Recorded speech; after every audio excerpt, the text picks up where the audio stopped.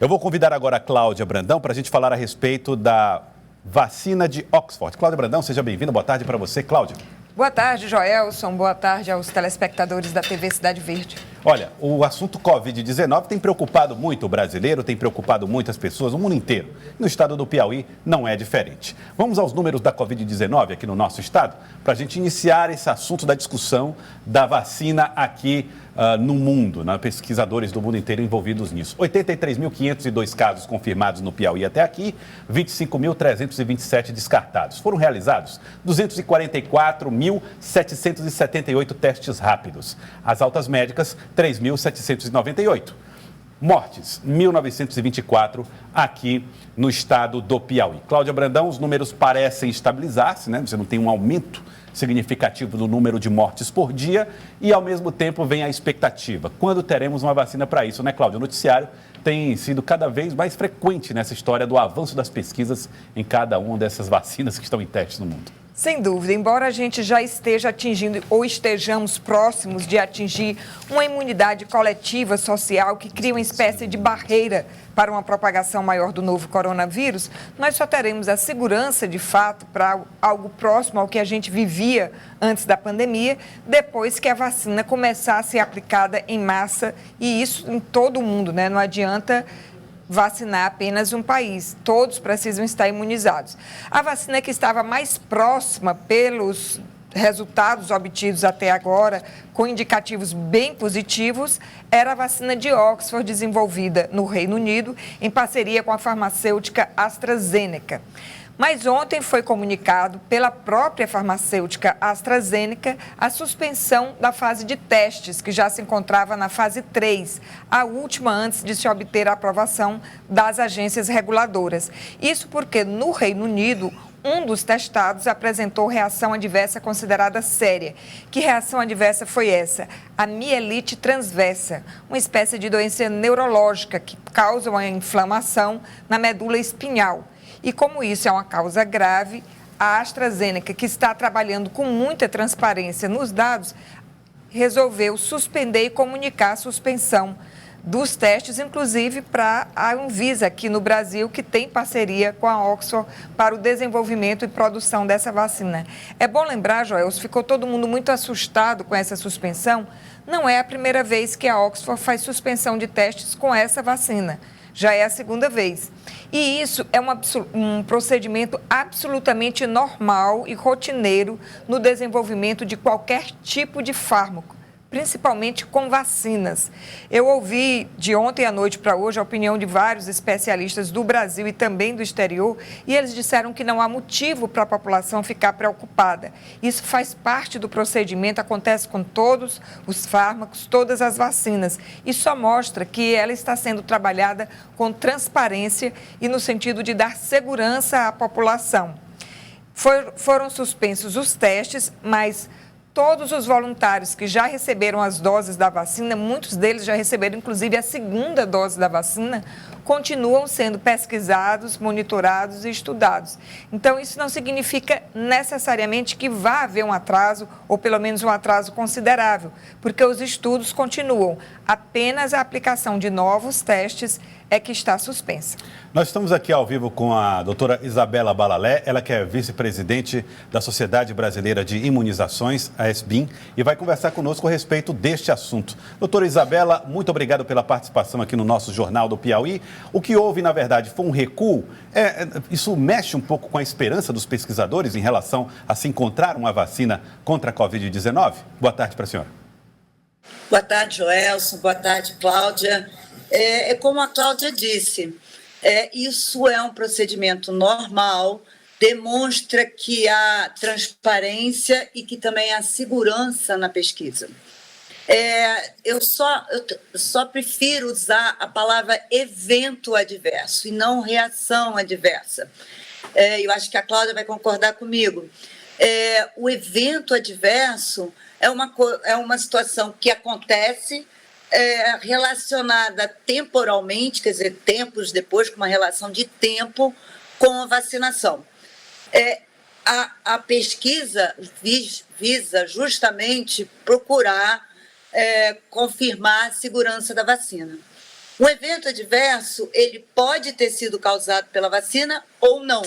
O que é muito provável que esse caso não seja causado pela vacina.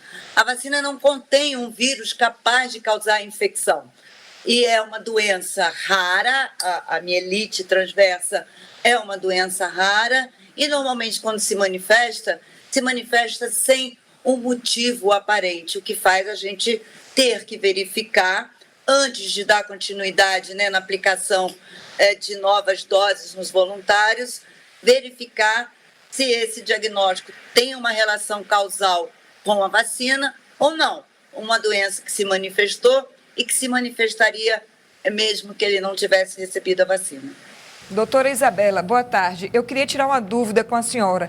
No caso de aprovação de uma vacina, se por acaso viesse a ser confirmado que esse evento, como a senhora disse, que provavelmente não seja decorrente da vacina, mas um único evento adverso grave, é suficiente para que uma vacina que está em teste seja suspensa ou os resultados positivos do restante dos testes pode justificar a sua aprovação?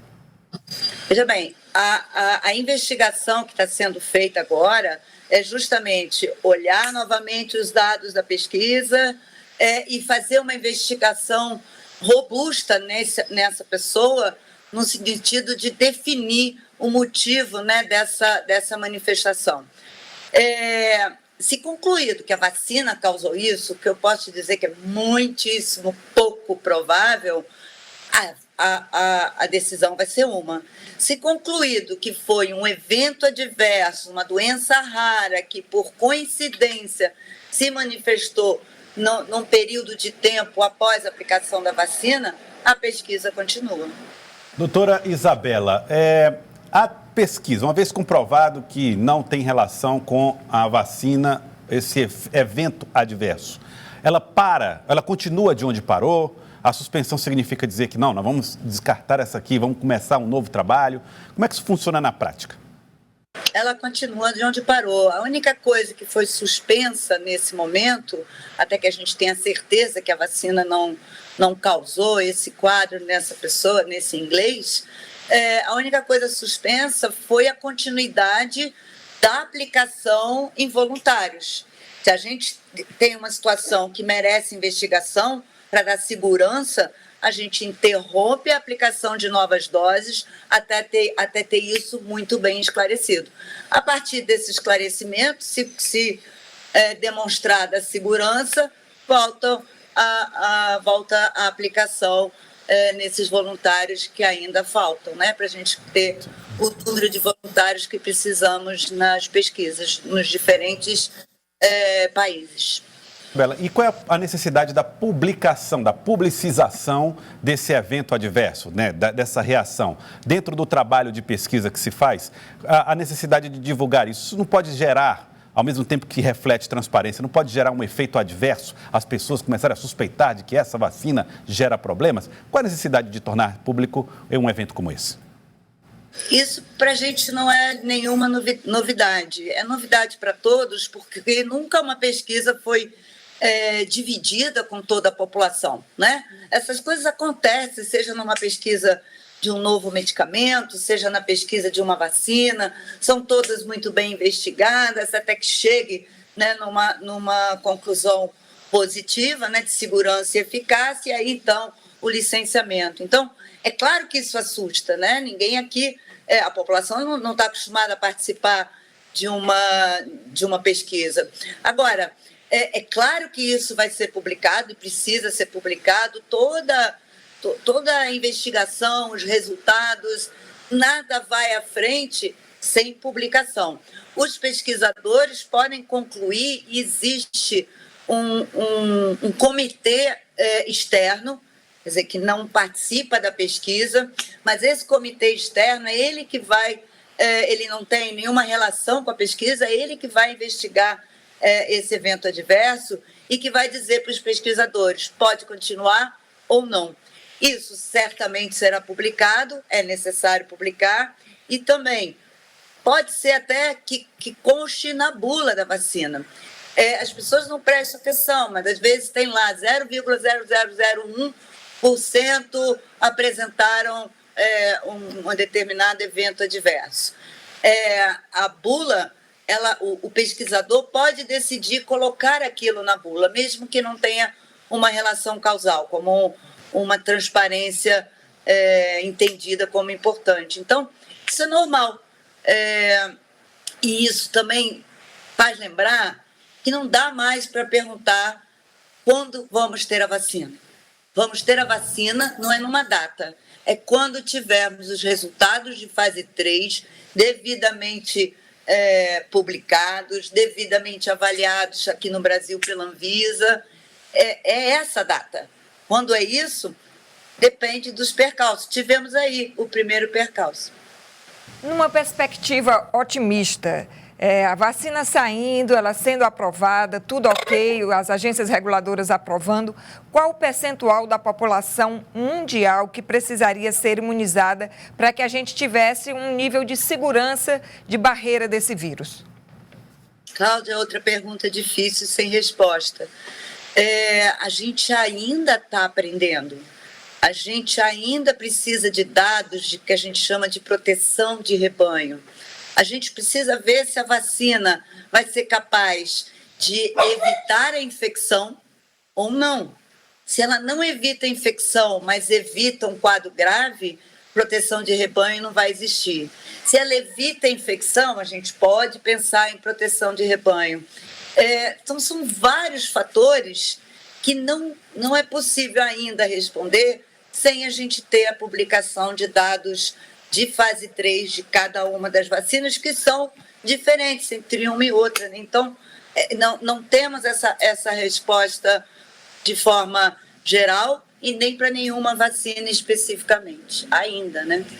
Quero agradecer à senhora, doutora Isabela Balalé, vice-presidente da Sociedade Brasileira de Imunizações, a SBIM. Muito obrigado pela participação conosco no Jornal do Piauí, mais uma vez. Eu que agradeço. Uma boa tarde para todo mundo. Muito obrigado, então, doutora Isabela Balalé. Está aí, Cláudia Brandão, temos aí passos para cumprir essa vacina de Oxford. Chama atenção porque era a vacina que tinha ali a parceria com o governo brasileiro, né? A Anvisa, Fiocruz. E o lastro de uma universidade extremamente respeitada no mundo, que é a Universidade de Oxford, no Reino Unido, né, Joelson? Verdade. Cláudia Brandão.